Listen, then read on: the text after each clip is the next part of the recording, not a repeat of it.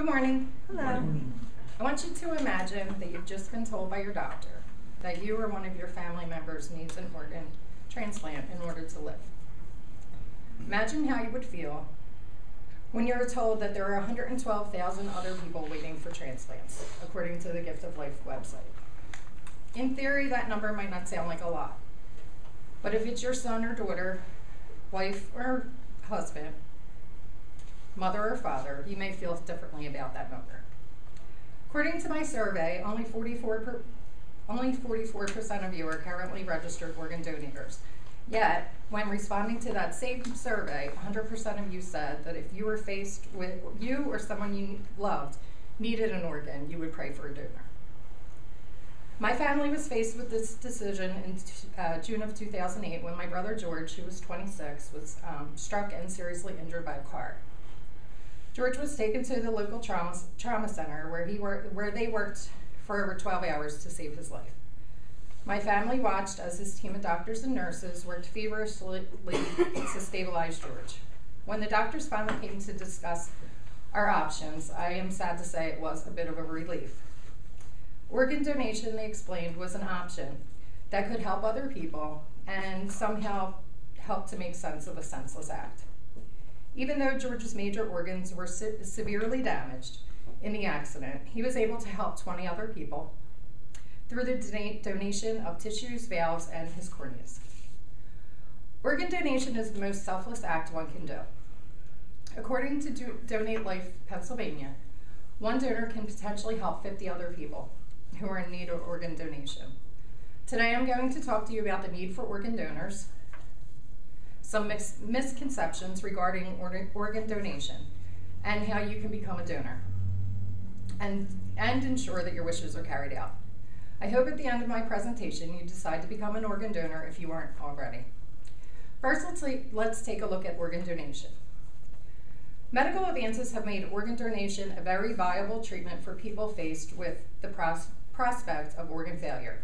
According to the U.S. Department of Health and Human Services, as of 2009, the 5-year survival rate for organ donation was as follows. Kidneys, 69.3%, heart, 79.4%, liver, 73.8%, and lungs, 54.4%.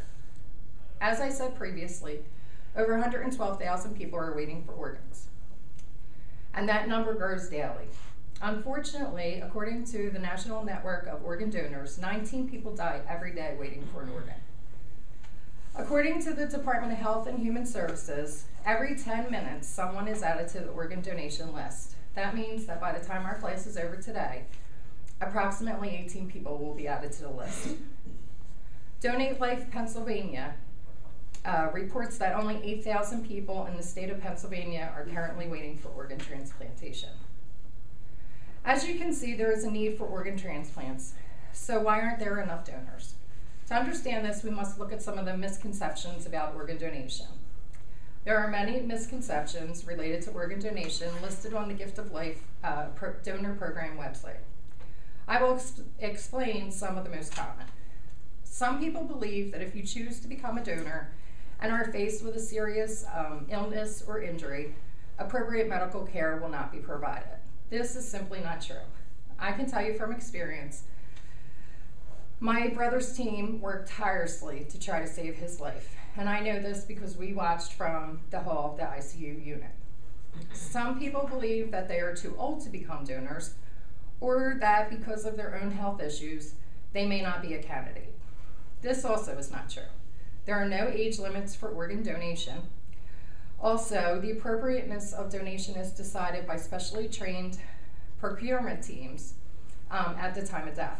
So worst case scenario, they decide you have nothing to offer and you take everything with you. Best case scenario, you could save someone's life or improve their quality of life. Other people believe that they will be disfigured and that their families will not be able to have a traditional burial with a viewing. This also is not true. Specially trained procurement teams are used to harvest organs.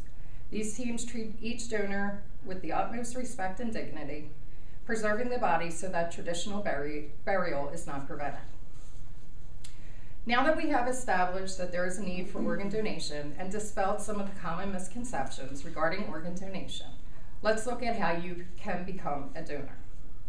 Becoming a donor has never been easier. According to my survey, 3 of you said that you just never thought about becoming a donor. Well, you're in luck, because according to the Gift of Life Donor Program's website, there are 2 easy steps to becoming a donor. First, sign up. This can be accomplished during your driver's license renewal, which for most people is every 4 years. In the state of Pennsylvania, according to Gift of Life, only 45% of licensed drivers in the state are registered to be organ donors. This is surprising when you realize that all you really need to do is check a box. I also learned from my research that you can sign up when you register to vote or by visiting the National Network of Organ Donations website. Second, you need to make your wishes known. Tell your family and close friends about your decision to become a donor. This allows them the opportunity to discuss any concerns that they might have about your decision. Unfortunately, it's not enough to just sign up, because families can often refuse once you have passed. Tell your doctor and your clergy about your decision. They will be able to reinforce your wishes with your family when the time comes. And if you have an advance directive, add this information to it. In conclusion, there is a tremendous need for organ donation to save lives and improve quality of life. There are many misconceptions surrounding tissue donation that often prevent people from becoming donors.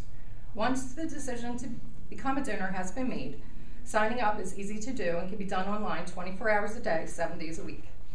It is also important that you inform your family of your decision to ensure that your wishes are carried out. The U.S. Department of Health and Human Services has made April Donate Life Month. The goal is to register 20 million more donors nationally in 2012. Pennsylvania hopes to contribute to this goal by adding 150,000 people to the registry. I hope that you will help them reach this goal by registering today and convincing someone else to do the same. Thank you.